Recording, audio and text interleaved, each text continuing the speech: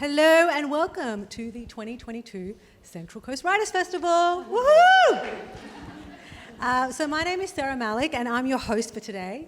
And I'm delighted to welcome you here with two writers whose work has just been on my mind for the last few weeks and has such an impact on me. So thank you for being here.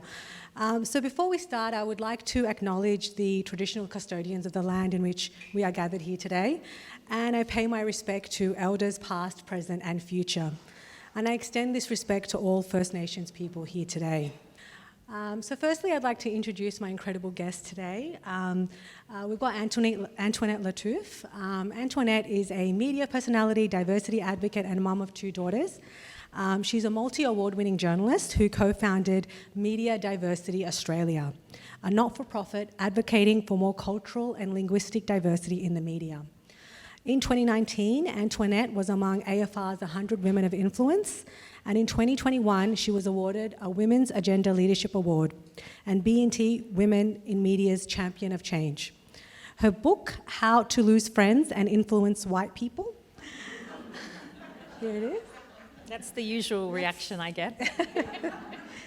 Is a personal and political account about how to make a difference when championing change and advocating for racial equality. So thank you for being here, Antoinette. Thank you. We have Amani Haydar. Now, Amani is an award-winning artist, lawyer, writer, and advocate for women's health and safety. Amani suffered the unimaginable when she lost her mother in an act of domestic violence perpetrated by her father in 2015. Amani's debut, The Mother Wound, is a stunning feminist memoir that explores the political and personal dimensions of violence and intergenerational trauma. The book won the Victorian Premier's Literary Award for Non-Fiction. Amazing. And Amani was also the recipient of the 2021 UTS Law Alumni Award, the 2020 New South Wales Local Women of the Year Award, and a former Archibald Prize winner. So, finalist. Yes, thank you. So thank you both for being here. So I guess I want to begin with you, Antoinette. And I feel like art or activism kind of begins with this idea that something is wrong with the world, you know? And that's a consciousness you had early on. You write in the book, I lost friends for not being WOG enough. I lost friends among the FOBs for snitching on their leaders for being graffiti culprits. One friend said to me, sorry, Antoinette, my mother said you can't come to my party because you are Lebanese. She said we can't trust people like that. What was it like for you growing up and carrying the accumulated weight of those experiences? One of the things I want to point out about that childhood friend, I do remember this, and I distinctly remember where we were standing and how it was communicated to me that everybody in the grade was invited to the birthday party except for me. And that she clearly just repeated what her mother had said. And that stuck with me. And as I was writing that, I actually did a bit of Facebook stalking. And as it turns out, Jenny has since married an Arab. So it'd be very interesting about how her mother feels about that. Given we cannot be trusted. So that helped with a bit of the trauma. Because she's not Jenny Couchman anymore. She's like Jenny Al-Fahad. And I was like, I love it. It's so good. There's a divine karma there. But yeah, they were, lots of people have awful experiences in the playground, be it because of the way you look or because of your family background or perhaps because you come from a single family household, whatever it is. I just recognised from a young age that point of difference in how you can be treated. Simply because of who you are, not necessarily what you did. And then that culminated throughout my life and into my career. And one of the things I talk about in my book, and this book is, it's not a memoir, but I talk about change and influence and social psychology of influence. And I intersperse some of those little highlight flashbacks like that one. And one of them was, so I went to a pretty crappy high school in Western Sydney. There are plenty of good ones, just not the one I went to, where we're most notorious for our graduates who are now common shiro, outlaw motorcycle gang leaders. That's probably mostly what we're known for. And I remember going to my careers advisor and saying to him that I wanted to attend the best journalism school in the country. And, what subject should I choose? And he just took a deep breath and he said, Antoinette, we may be able to get you into the local TAFE, And then after a year or two, if you do okay, then we could perhaps, and it's those aggressions of, low expectations that you can't possibly consider that somebody like you would get into a journalism school. So never one to be short of a comeback. I said to him, well, I think you need to consider a career change because, as a careers advisor, this is just and then I ended up leaving that school a week later. So yes, things unsettled me from a young age, things that were just unfair simply because of understanding that because of who you are or where you come from or what you were born into, and those silent structures in Australia that tell us, well, on the one hand, we had a Prime Minister who said things like, if you give a go, you get a go, and then realising no, because you can give a really big go and that doesn't necessarily mean that you get a go, and you're just either discouraged or doors are closed to you simply because of who you are. So yeah, I noticed it from a really young age. So just setting the scene for the young fiery activist, the early consciousness development. And Amani, you also registered early on that something was wrong in your world. You write in your book, I do not know what abuses he inflicted secretly. The fractures widened every day. But my father reassured us, saying, I love your mum, and every couple of fights. I believed those things as a child, but as a teenager and adult, I grew skeptical. I sensed there was something smelly and sick in the air we breathed. I started to wish that they would just get a divorce. Now, what was it like for you to, develop that consciousness that things were not right? Yeah, so interestingly, I had a very different experience to Antoinette in the sense that I somehow got into the local selective high school. I was given the privilege of an education that my parents would not have been able to afford through the public system, and was given a lot of academic opportunity. A lot of focus from my family was on you need to pursue a successful career, an education, etc. But there wasn't so much emphasis or discussion around interpersonal relationships, about emotional well-being, about how to connect safely with people, how to set boundaries with your family members. And those are things that we can be teaching to young people, but I don't think I ever accessed that kind of knowledge.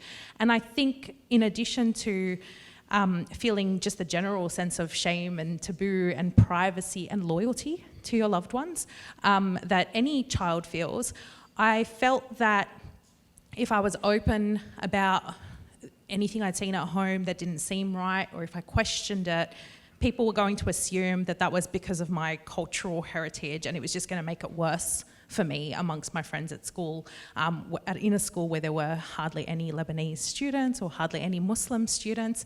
So there was this sense of, okay, I need to help sort of manage that and help keep it private, and also to mediate between my parents as the eldest daughter, be responsible, be the negotiator. And it was a very gradual process to become aware of those things, because as you sense it, you might question it for a moment, but you don't want to see a negative side to your family members, to your loved ones, the people who you look up to, the people who you learn from. You want to see them in the best light.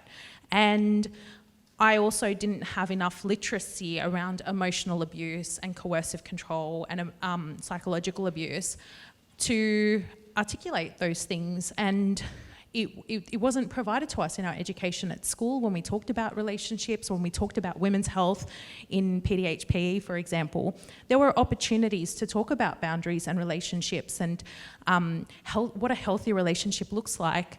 And I don't remember that information being conveyed to us. So I didn't feel empowered to challenge that environment until, unfortunately, I had to confront the reality of my mum's death and the reality of my father's violence, which was also a huge betrayal because I did look up to him. He was someone who I had respected when I was growing up. I, without that emotional awareness, saw him as someone who was really encouraging and supportive of me in a lot of ways. And it's very confronting to realise that the people that you live with or that you love can be capable of that kind of violence. But we know from the research and the statistics that unfortunately this is very common. and not all abusers fit the stereotypes that are fed to us through social media, through television, through popular culture around what an abusive person or a violent person looks like. And there are so many myths and lack of awareness around male violence and how that can manifest and which types of men are violent and what drives that violence. And often we look at superficial things like, was he using drugs? Was he alcoholic? Was he a gambler? Was he just openly misogynistic? No, my dad didn't fit any of those stereotypes. So it was difficult for me to reconcile what had happened. But I think we can equip young people with that knowledge. I think the work that's being done now hopefully will lead to that kind of empowerment, and hopefully as a society we can become more aware of red flags and things like that. And that's where a lot of my advocacy comes from, having had that experience of being young, knowing something's not right, but not having been empowered with a language about it, really shapes the way that I now share my story and with the sorts of hopes that I have for our future. Yeah. 100% no, because the theme of this panel is bearing witness, and telling the truth in your family, standing up in your community, standing up to your colleagues, standing up to power. And I hope that everyone in this room can get the courage through this experience to tell the truths that you need to tell in your life. But you can't tell the truth unless you know your truth and you know what your feelings are. So both of you are registering something is wrong, but you don't have the language for it yet. And then it comes the anger, which we're going to get to. So I guess I just would like, if it's possible, for Antoinette actually to read. Thank you. It's so funny. This is the first time I've done this. When I wrote a book, I'm one of 7 children, and my siblings were just like, sounds really boring, sis. And then one of the things they said, like, are you going to do that really nerdy thing, like read a book in front of people? And I'm like, I don't think so, but I'm just about to do that. So don't tell. So it's just 105. Just the highlighted bits. So this chapter is called The Thin Line Between Fame and Infamy. Antoinette, do you really want to do this? You know they'll come after you. A well-meaning filmmaker friend of mine warned when I told her I was writing this book. I paused and reflected on whether my father was right when he suggested I pursue hairdressing instead of journalism, because no one will like a woman like you, especially not with one who has so many opinions. Damn it, Dad, maybe you were right. I know they'll come after me, I replied to my friend, but I think it is time to have sensible and fair conversations about race and inequality. I have faith that a decent chunk of Australians are ready to open their minds and hearts, and they're looking for guidance on what to do and how as a country we can heal. But you can be as smart and sensible and fair as you like, but if there's one misplaced comma, one mistake, they will tear you down, she continued. You'll have to walk on eggshells because they want you to slip up so they can muzzle you and see you fail. Look at what has happened to people of colour before you. It's a pretty... Do you want to keep going? Yeah. Or just... Actually, no, I think that's Yeah. great. Yeah. I think that was so powerful because there's this idea that, when you already are a minority in a place, you're a woman in a male-dominated environment, you're a working class person with people around you who are middle class, you're a person of colour, where everyone around you is white, you already feel precarious. You already feel like it's not easy to stand up when your position is already precarious. And I'm wondering if writing this book for both of you, as women of colour, feeling like you're in an environment where you have to be on eggshells, you have to be perfect to survive, you have to do twice as good to get half as much. Is that something that's in your consciousness, that challenge of being in that environment, already feeling precarious, and then trying to tell your truth in that? Like, how hard is that? I mean, I guess it goes back to the very title of my book. I'm open about it, how to lose friends and influence white people. That's a bit of many of you probably know Dale Carnegie's very famous How to Win Friends and Influence People. And one of the things he says is, one of his guiding principles for workplace success is do not criticise, condemn or complain. And I'm kind of doing all of them. And so I guess this guide is for white allies who want to make a change but don't know where to start, or people of colour to understand what they can do within their power and privilege, whatever relative power and privilege they have or influence they have in whatever sphere, be it the workplace or schools or politics. But then to be really open and honest about the repercussions that can come based on who you are, not necessarily what you did or said. We know there's a mountain of research, for example, that shows on Twitter that women get trolled and abused and threatened far more than men. You can say the exact same thing, but if you happen to be a woman, if you're a black woman, if you're a woman who wears a hijab, doesn't matter what you say nothing and still, or you can tweet 4 words, or however many, 7 words, like Yasmin Abdul-Majid, who I talk about in this book, and the backlash can be so disproportionate. And so while it often has a silencing effect, like getting Yasmined is now an academically recognised term for the fear that people of colour, especially women of colour, face every time they open their mouths in public, thinking, am I going to get Yasmined? And that absolutely has a silencing effect. So on the one hand, Australia loves to pat itself on the back and talk about the fact that we are a thriving multicultural country, and we are in some ways. You have lots of access to wonderful cuisine. We love to go to music festivals, we love to celebrate some of the superficial surface stuff and appropriate or engage with culture in a way that we can then go, oh, that was lovely, and go home. But when it comes to actual power structures, when we look at media, judiciary, government, we don't have representation, we don't have a voice, we don't have a stake. And so I question how successful a multicultural country we are when people in those sort of pillars of power, their only interaction or their main interaction with people of colour is if it's their Uber driver or if it's a service worker. And so that's what this is trying to challenge, but also, I guess, preparing people for the uncomfortable conversations and the relationships that may be strained if you try and challenge the status quo. Yeah. Amani, I'm wondering if that was a big fear for you too, this idea that when we stand up for ourselves, there's this fear that we're going to lose, we're going to lose our jobs, we're going to lose our positions, we're going to lose our friends, we're going to lose our sanity. Was that something that you had to confront when you were writing this book, which is so powerful? Yeah, to an extent. I think in terms of the perfectionism and how that was conditioned into me from a young age, it actually started in the home. And there are so many correlations between the way that coercive control works in family settings and the way that broader society and the white gaze can have a coercive effect on you and your personality and your development and the way you behave in the world. I was, I mentioned earlier, really encouraged to pursue a traditional vision of success. I became a commercial lawyer after I graduated from university.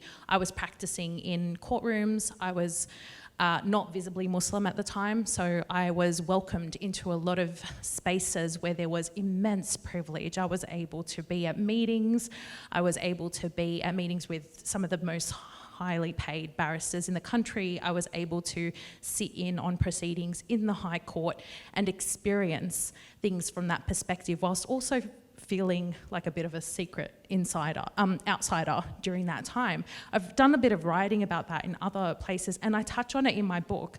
I felt the shift so strongly after having kids, after becoming visibly Muslim, after being victimised by violence, after losing a lot of my family and my own community as a sort of safety net, after losing the privilege of working as a solicitor because I had to recalibrate, grieve, look after my sisters, after losing the financial privileges that come with having that kind of job security, and that title as well. Huge shift in perspective, and that made me feel very aware of what I was aspiring to, whether I wanted to continue aspiring to that, or whether I wanted to do things that would allow me a little bit more authenticity, allow me to tell my story, allow me to express all these different parts of myself a little bit more openly. And there is so much fear that comes with being authentic. But if you're going to have a creative career like I do, you have to. And if you're going to write a memoir, you have to. You can't I couldn't tell my mum's story if I wasn't prepared to face that fear and do it anyway. I wouldn't have been able to confront my dad in court and give evidence against him if I wasn't prepared to face that fear and do it anyway. So that's what I tell myself. Feel the fear, do it anyway, and see what happens. And people will come along for the journey. And I think for me, not telling the story would have been unpalatable. That silencing effect of being afraid to speak to the media, being afraid to talk, to confront my father or his family, being afraid to say the wrong thing because I'll lose the sympathy of people around me, was so uncomfortable that writing for me has been an act of reclaiming the narrative, it's been an act of empowering myself, and it's been an act of no longer sort of caring so much about those risks. Do you mind if I ask Amani a question? So I'm interested in, obviously that process for you, you talk about reclaiming your story, but did you ever have a moment, because I did when writing my book, and I sat down and I was like, right, what am I prepared to lose? What's going to happen? And I kind of did a SWOT analysis of this is the impact it could have. I had to reconcile with the fact I might be fired. At the time I was working at Network 10. These couple of people I used to work with probably going to not invite me to Christmas lunch anymore. Did you sit down and kind of do that? I think I had done a lot of that in the years before I started the writing process. So I'd sort of cleansed all that. I'd already decided to leave practice and start painting and writing full time. So as a freelancer, I no longer felt that pressure of meeting workplace expectations, for example, or the expectations of a particular industry. That kind of was a very comfortable space for me to be in. I'd already lost, I'm laughing, but when I think about the magnitude of what I'd already lost, it seemed sort of so much bigger than whatever there was left. And I know that's not, that's like a relative thing, but having lost my mum already, lost so much dignity, lost for a period of time my mental health, my sense of well-being, my ability to mother competently when my children were first born. My dad was one of 11. I have no relationship with any of those people anymore or their children. That's a huge loss to have to confront. My mum's family are scattered all throughout the world. That's a displacement that happened before I was even born, but that's a loss too. So I think I kind of thought about that, and then I thought, well, what's left, and how can I do this in a way that is creating something new and building something rather than losing more stuff. For me, that's what the process really became. But it wasn't until I was finished and submitted it that the anxieties came up, and I thought, well, what if I've threatened my safety or the safety of my children or the well-being of my household? What do I do now that I've exposed myself to all this re-traumatizing material and the consequences of that on my body and my mind? How do I recover from that? But once I'd worked through that, I really feel that writing this book was the best thing I could have done for myself, for my family, for the women in my community, and hopefully for survivors more broadly. Yeah. I love that. It's telling the truth is hard, but sometimes not telling the truth is harder. Mm-hmm. And part of that for you is connecting to a healthy sense of anger, and in the book you wrote, I didn't know for sure if I was a feminist, but I'd always believed in equality.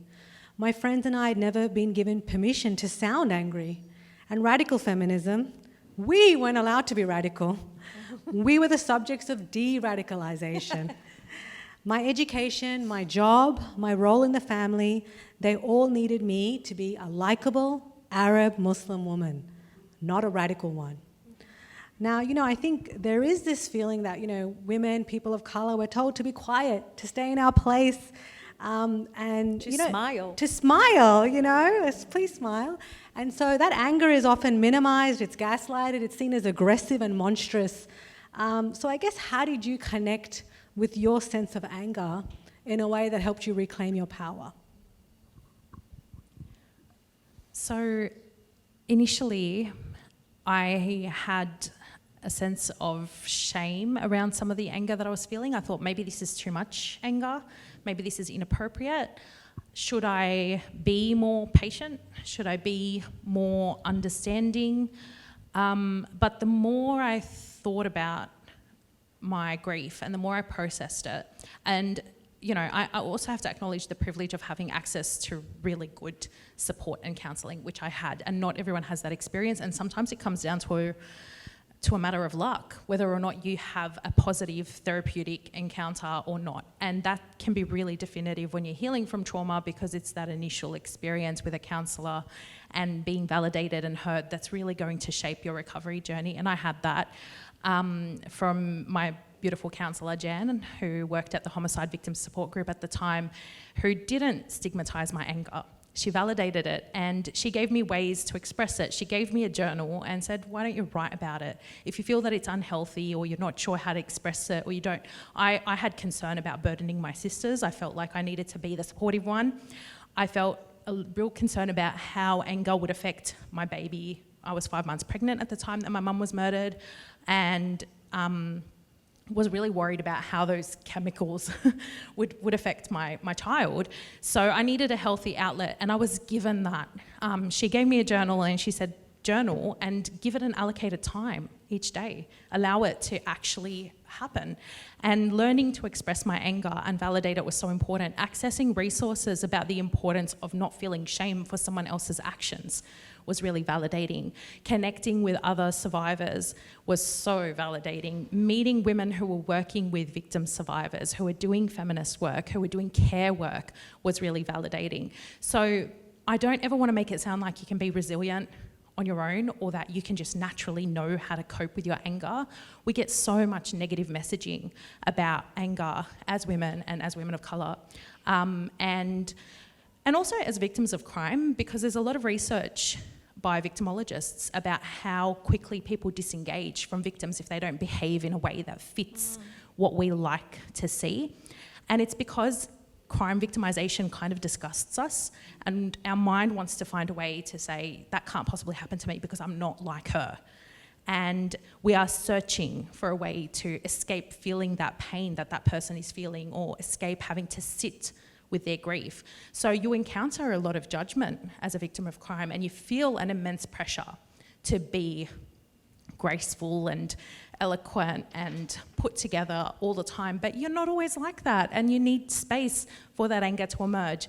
And then finally, once I'd built my literacy around that, had access to the appropriate support, I was able to begin expressing it through my art and also through my spirituality, because I learned about anger as being something that allows us to identify injustice and act. And it has a purpose. It's not a thing that we're supposed to suppress and put away. It's a thing that we're supposed to listen to and be guided by towards positive action.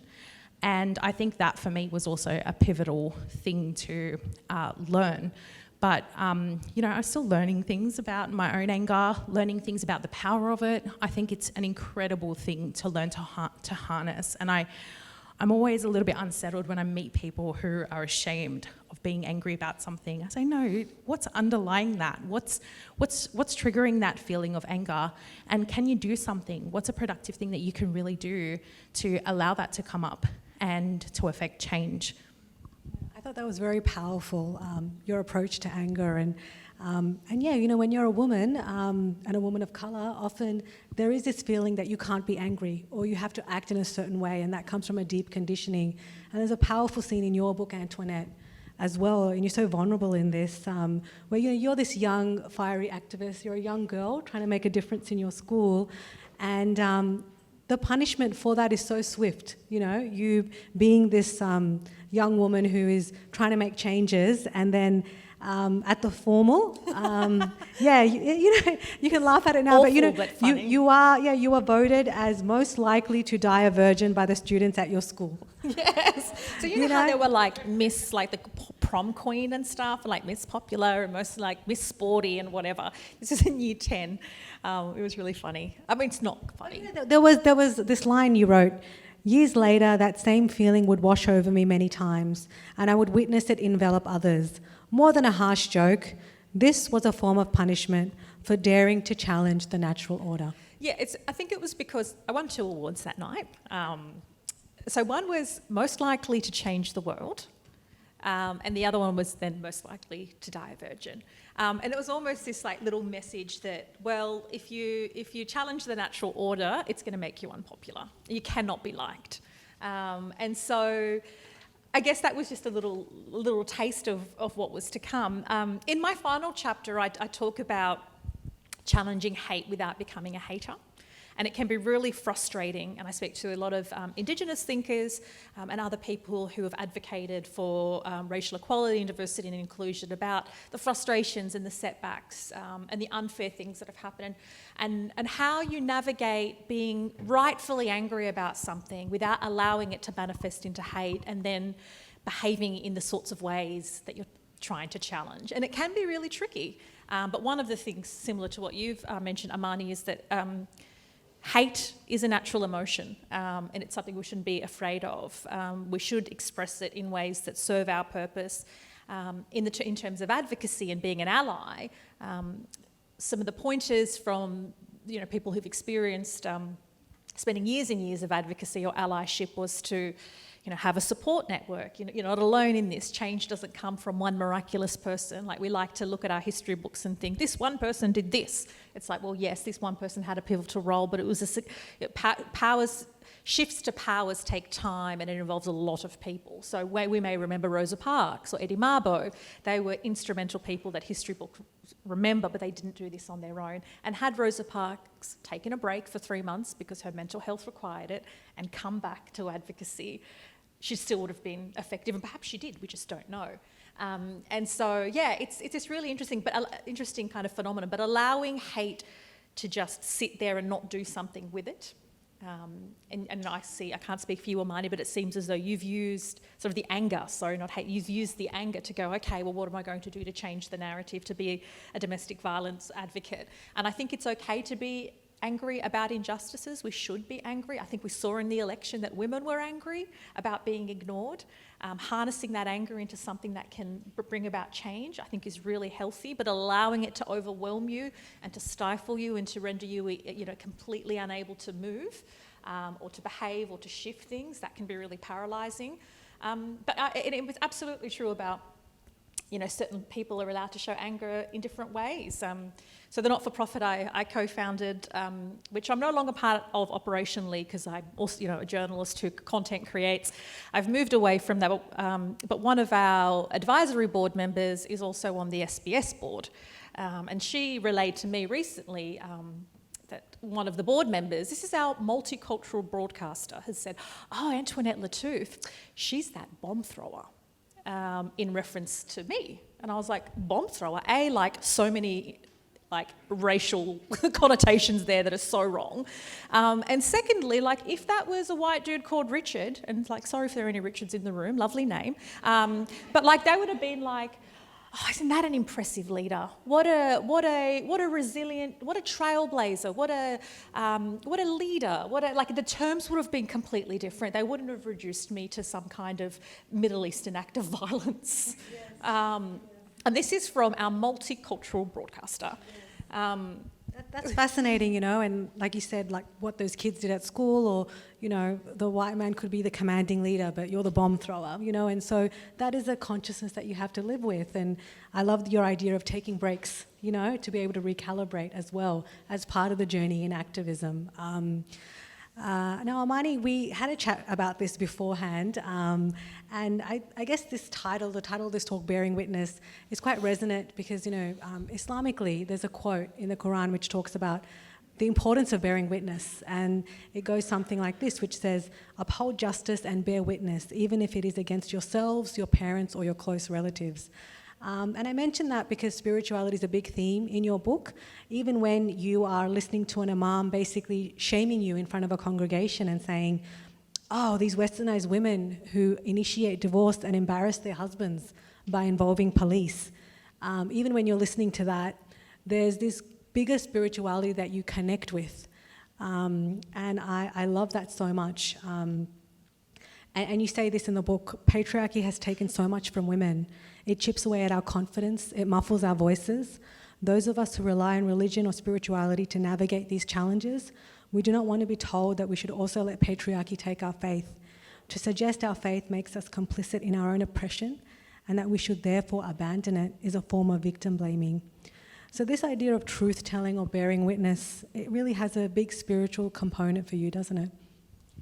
Yeah, definitely. And throughout the book, I kind of talk about the spiritual questions that I'm asking myself as I'm going through the experience of recovering from trauma, dealing with grief, confronting my dad's family, going through the legal process. Because I had an upbringing that was sort of religious, but sort of not. It was a somewhat secular, culturally Muslim experience, and I'm still, learning new things. But I realised pretty quickly that I was experiencing spiritual abuse. And a lot of people who've experienced spiritual abuse would describe it as people weaponising your own faith or the beliefs that you hold dear or your sense of spirituality against you. And that happened in the sense of my dad's family suddenly taking this preaching tone with me and advising me to be a good, forgiving daughter, to uphold the rights of my parents. And to challenge that, I leaned further into faith-based rejections of that notion. And I found support for my position, and I found validation, and I found a sense of duty as a daughter of my mother to speak out. I found a sense of duty as someone who practiced within the law to speak out. And I found a sense of duty to my family and my children and the generations that are going to follow, that we owe it to ourselves to heal and to not have our faith or whatever it is that we hold dear to be defined by the people who want to oppress us. And that shaming that comes in the form of spiritual language, and the shaming that comes in the form of undermining you as an agent of your own truth and as a person who is able to articulate and express your beliefs, is so diminishing, and it happens in lots of different ways. But it was particularly offensive to me that my father's family were attempting to silence me, attempting to shame me for giving evidence using religious language in a self-serving way and in a very selective way. And that made me very interested in finding out more about what kinds of support is there in faith-based texts for people who are experiencing the same thing. And I remember doing a bit of research because I was doing my master's at the time in Islamic studies. I'm still doing it. I'm determined to finish this course. But I did some research at the time on forgiveness, and specifically for victims of crime. And there was some really interesting literature in Christian theology and Christian communities about victims of crime, but there wasn't much, especially not in English language, that I could access about Muslims and their experiences of victimization, their experiences of the justice process. What does it mean to be an agent of justice or change? What does it mean to tell the truth, and how does that serve us spiritually? And it's really interesting because we also have to hold space for and acknowledge the harm that religious institutions inflict and their complicity within different forms of oppression. And I remember when the sheikh at this mosque I was at and I hardly go to a mosque, so I had a very negative encounter that sort of distanced me further from the institution, that the one mosque that existed within my particular community. And I thought, this is meant to be a safe space. And people come into these spaces when they're grieving and they're vulnerable and they're having, saying goodbye to their loved ones. And to have that negative spiritual encounter, that negative religious experience is harmful, again, to your trauma recovery process. And there are people who experience, they call it positive spiritual coping or positive religious coping, and other people experience negative religious coping. And I really believe in allowing people to access their coping mechanisms in a way that works for them and in a way that isn't mediated by random individuals who happen to have a title or institutions that hold a lot of power. Why can't we have these individual spiritual experiences? So I describe my individual spiritual experiences in the book and how they take me back to connecting with my mum, connecting with my heritage, connecting with my grandmother, and the way that I was able to reclaim that within the broader experience of reclaiming my story. Yeah. Beautiful, beautiful. And I think that's what truth tellers do in any community, in any culture. It's about how I can redefine this to be something that empowers me. And you know, Antoinette, holding up a mirror to society is not easy because people can lash out at the person showing them those truths. It can be deeply triggering. And there is one scene in the book where you talk about a mentor of yours who had kind of guided you in your 20s, and as you had started the media diversity unit and released a report talking about the need for diversity in the media, this mentor, this older man who had kind of guided you as a young lady, had now turned against you and lashed out at you publicly. And you talk about in the book kind of sobbing and being distraught at the betrayal. What was that like for you to kind of navigate that as you're trying to tell these truths and have that kind of response from someone who really should be supporting you? Yeah, so just for a little bit of context, this was the first report that ever looked at the ethnic and linguistic composition of Australian television media. So it came out in 2020 called Who Gets to Tell Australian Stories? And we know that when it comes to policy and change, you need data. So anybody at the time with functioning eyes could see that we had a representation problem on television because you just flick on your breakfast commercial television networks and nobody looks like us, despite the fact that 24% of Australians approximately are non-European or Indigenous. So it really wasn't anything remarkable. It was literally quantifying anybody who doesn't have a vision problem could see. But to ensure that it was rigorous, we engaged 4 universities, the Journalism Union, Google News Lab, and the research was watertight because it has to go through ethics commissions. We didn't do it, academics did it. What it did was quantify presenters and reporters who were on screen and compare their cultural composition to the Australian population. Similarly for news directors and boards. Perhaps unsurprisingly, every single national television news director in 2020 was a white man. More than 75% of people on screen were from an Anglo background, but that's the average is boosted by ABC and SBS. Some networks, some of the commercial networks, had 0 Indigenous people or had 2% of people who were from non-European backgrounds. Yet we know it is, given our Asian and Indian populations, our Arabic-speaking populations, and we know often the impact that has on some of the really inflammatory reporting towards those communities. And it's perhaps not surprising when you walk into a newsroom, like I did many times in my career, working in different newsrooms, that I would be the only person in that newsroom who was not white. In no other institution in Australia, I do think we think that is acceptable. So I just wanted to give a bit of that context because I don't believe what we were trying to show or challenge was out of this world. Like we're not going, you know what, we think Scott Morrison should give every press conference in Arabic. Like it wasn't some outlandish, you know, and Bollywood dancers behind him. Like it's like it wasn't outlandish. It was like all we want is Australians to participate in our media. It's a very, very fair and democratic request. So the report, the findings came out and obviously it unsettled the media, and there was a lot of media coverage all over in Australia, New York Times, Deutsche Welle. It really got the conversation going. But then out came the critics who wanted to be like, you know what, we don't have 0.2% Indigenous representation, we have 0.3%. Your methodology is flawed. Like that was the level of backlash we got. Like it was just like, are you serious? Are you like writing a comedy script for me? Like it was hilarious, but that was the level of fragility and defensiveness we can have in this country when we talk about representation. So this mentor of mine came out of retirement, hadn't been in touch with him for about 5 years, but at the time, earlier in my career, he'd been to my wedding, I'd been to his wedding, our kids had been on play dates, and then I see all these ramblings on social media, and then a hit piece in The Australian, about the data's junk and just methodologically picking apart a statistic that we referenced from a report from the Human Rights Commission 2 years prior. So it wasn't even a report.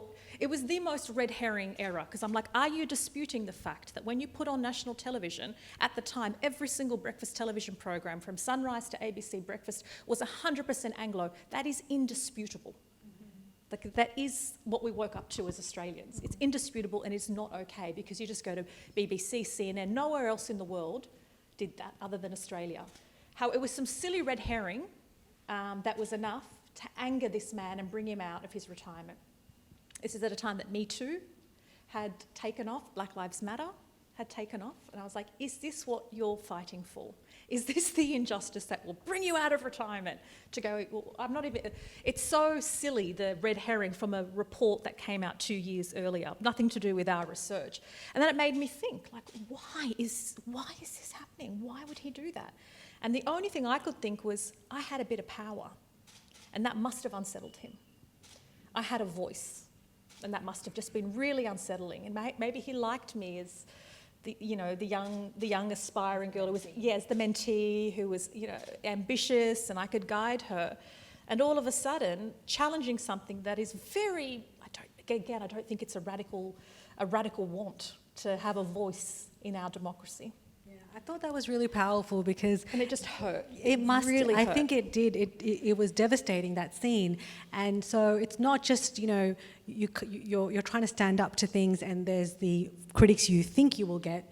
There's other critics you don't even think you will get. And that dynamic of being an activist and negotiating that is something that is, I think, really beautifully told in the book. So thank you for that. And I just wanted Amani to do a reading as well, please, which I think also shows, I guess, the complexities of when you're trying to bear witness on multiple levels, not only in family, but in community and in a wider society that is defined by Islamophobia. So how do you tell your truths when there are multiple things going on? So I've just got the excerpt here. Got it in a proof copy. Yes. So just from there to there.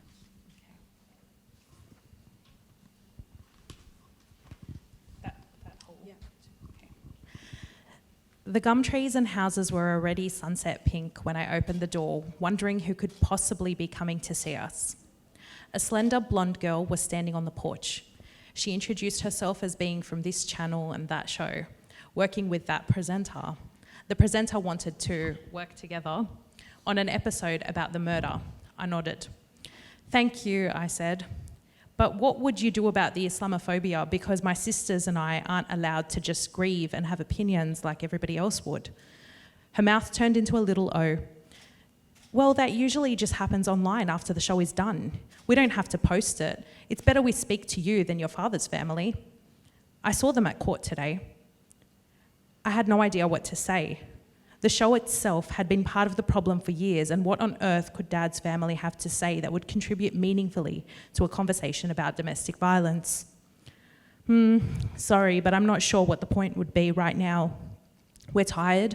The trial has only just ended. We need to process a little. Maybe one day when it feels right, I'll get in touch and we can work together. I smiled. My victim impact statement, neither as profound nor as articulate as I would have liked, signals exasperation when I read back over it. Nothing will make up for what you've done. No sentence will undo the permanent damage you have done to our lives. I realised the power of it, however, because of the backlash it elicited from the people who had chosen to support my dad. You wouldn't be a lawyer if it weren't for him, one uncle scolded outside the courthouse as I pushed past with my pram. I loved myself a little better after reading out my statement, but it did not earn me any friends. I thought that maybe, by listening to my pain, my estranged family would show more empathy or realise the depth of the wound my father had inflicted. The opposite happened. That evening, when I shared my victim impact statement on Facebook, one person commented that my dad was a great father and that the murder was just a tragedy. When I deleted the comment, the same person rang and abused me, concerned that the family had been dragged into the limelight. You're a little shit, you know that. You just want publicity. I responded in monotone. I'm glad everyone's talking about it. If you or anyone else thinks I'm going to let my mum be forgotten, you're wrong. Don't contact me again. I think I like that you chose these two bits. Thank you. Thank you so much. I think those two sections, I've not thought of them juxtaposed before. I'm not even sure if in the final one they are, but the fact that there was silencing happening in two different ways, both within my own community and my family, but also more broadly because I grew up with that media. I grew up, I was 15 when 9/11 happened. I witnessed the way that my community was almost every day the subject of the news in ways that were really unfair. And sometimes outright racist and inflammatory. Outright racist, justifying wars against people. Having lost my grandmother to war, I had seen how toothless the media can be in calling for accountability for the lives that are lost in violence overseas. I didn't see this person who turned up at my door as an ally of any kind. I did not see that being on television would be empowering to me. And I know that for a lot of victim survivors, being given that microphone and that platform is a real shift from victimhood to being able to speak for yourself. But that wasn't necessarily going to be the case for me as a mum from Western Sydney in a hijab with a really angry Arab men as her enemies, and the stereotypes that exist about Arab men that are really reductive as well. We're conscious of those. Muslim women are conscious of those. And statistically, the research shows that one of the reasons that domestic violence is underreported in a lot of communities, including amongst Muslim women, is the fear of feeding back into racist stereotypes. The fear of having the men in your family criminalised in situations where perhaps that's not for the best, and it might include your son or someone you care about and who you want to see supported. Similar data in Indigenous communities. Absolutely. And what a lot of survivors have in common is what they say is, I just want the violence to stop. And sometimes having someone arrested in your family or having someone criminalised in your family is not an end to that violence, it's further trauma. And so there are so many complex layers that I think feed into the way that a regular person would interact with the media. I was lucky enough to, at the time, be a little bit attuned to the power dynamic and the discrepancy. I was attuned to the way that my family would be framed, and the fact that my mum's story would be framed in as a Muslim problem, as a Lebanese problem, rather than as a problem of sexism and patriarchy with additional cultural context. And Our Watch did a study subsequently about the reporting around my mum's death, and even they weren't able to conclude whether or not the mentions of her culture and religion were overall positive or negative in terms of the impact that they would have on victim survivors more broadly. And we were in a turning point at that time because the media was sort of becoming more aware about how to report responsibly on domestic violence. But I think the intersectional lens is much more recent. And so for a lot of women who've not been empowered to navigate the media, to speak with the media, it can be really, really overwhelming. And I told myself, I think I'm going to tell this story on my own terms, in my own words. I worked on my writing, I worked on my own literacy. And that's another thing. We had to, as survivors, build our literacy not just around feminism and domestic violence, but literacy around race at the same time, because not everyone is born with knowledge or language to address racism either. So many things informed the way that I chose not to respond to any media requests in the 2 years between the murder and the trial, and in the period immediately after the trial. And, obviously I'm in a very different position now and do have access to a platform, have found ways to express myself safely, have a sister who's a reporter for the ABC and based at Federal Parliament. We are friends, there are not many of us who are diverse, so we stick together.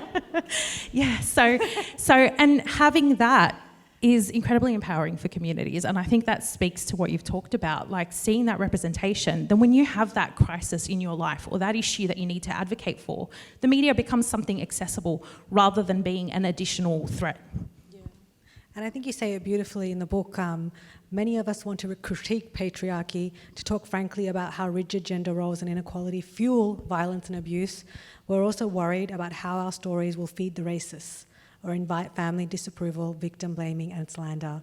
And I think that idea of owning your story and owning how it's told and the way you tell it in a way that is empowering to you and not co-opted by anyone else is something that's very powerful. And I wanted to ask both of you as we end the session for a quick 30 seconds. We've talked about the costs of bearing witness and the costs of telling truth. But what is how transforming and liberating has it been for you both to do this hard work and to tell these stories and to tell these truths in a way that I guess you can own despite the cost? Do you want to go first? Yeah, so firstly, and the most obvious thing for me, is that the evidence I wasn't able to give at my dad's trial because it was excluded by the rules of evidence, I copied and pasted from my statement into the book, because there are things you can do with art and literature that you can't do in the courtroom. And that's probably the thing I'm most proud of, because for me, there was something that my mum had told me that felt important and crucial, and I wanted it heard and known, and I sat on it for a long time. And being able to share her truth in that way has been so liberating, and it's just one thing that I could do to sort of give her the space and the dignity and the truth that she deserves. In addition to that, I think what's been really empowering about writing a book is reclaiming my heritage. I write about my grandmother, I write about my mum's childhood. I sort of trace back through my family to tell a story that my kids will not be able to hear directly from my mum or directly from my grandmother. That's 2 generations of knowledge and wisdom that was lost violently. So being able to reassemble that and put it together and document their lives and make sure that they're not forgotten is so valuable. Countless women like my mum and grandmother have existed and died and been erased throughout history, and to just preserve that for my daughter and my son is, I think, the most beautiful thing for me to be able to do. And I think the fact that Muslim women have embraced this book and that victim survivors more broadly have embraced this book, for me, is also a very rewarding outcome, because I wanted it to speak to all the people who have similar narratives but have not been able to talk about it, or are still not able to talk about it because they're still stuck in that situation, or they still have a relationship with their dad, or they can't disrupt the family, etc. And I meet those people, and it's very rewarding that they feel seen by my work. Beautiful. Thank you. And Antoinette, how transformative has it been for you to tell the truth? I think it's... I haven't been cancelled yet, but there is still time.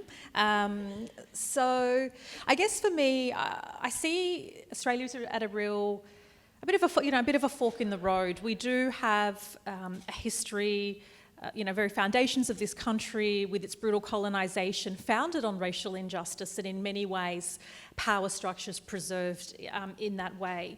And I do sense an appetite change. When people say to me, oh, but are we a racist country? And my answer to that is, we are a country with a deeply racist past, but we're at a turning point where we want to think about the sort of future we want. And I do believe Australians are at this point where they want a fairer and more inclusive, the majority. I can't speak for Clive Palmer, but like the majority of Australians, I believe, want a fairer and more inclusive future. I think that was indicative of the election results, with more women, the teal independence, not necessarily a bipartisan thing, not necessarily, Labor's here to save the day, but just the fact that Linda Burney, Federal Indigenous Minister, I just believe we're at this really interesting turning point, and I hope that we can continue on this journey where we can heal, where we can work to a fairer and more inclusive society. I'll very, very quickly say, a lot of people think, diversity and inclusion, and my book is a lot about that and how you can advocate in whatever environment you're in for a more inclusive and diverse workplace, or school environment or religious practice environment, or even challenging racism at systemic levels, even in friendship circles. And beyond just being the right thing to do and good for social cohesion, it's actually better for society. It's better for business. We're not leveraging the skills, the talent, the know-how of our really rich and beautifully diverse country. And I do believe we're at that point where we're not only seeing it, and hopefully we're not only seeing it as a box-ticking exercise, we're really trying to understand the benefits, that it's not a punishment for old white dudes. It's not. Like, people, I often see it as a threat that, oh no, this means that I'll never get employed and I'll never, but it really isn't. It's better for society. It'll create a more harmonious future. And I think we can reclaim that title of the most successful multicultural country in the world, and I really hope that we do that. Thank you so much, Antoinette. So we've just gone a bit over time, so we don't have time for questions, but I'm sure that our writers can answer any questions as they sign the book. So make sure you get The Mother Wound by Amani Haydar and How to Lose Friends and Influence White People by Antoinette Lattouf at the back. They'll be signing copies. Please thank our incredible guests for today, for this incredible hour. Thank you so much. Thank you so much.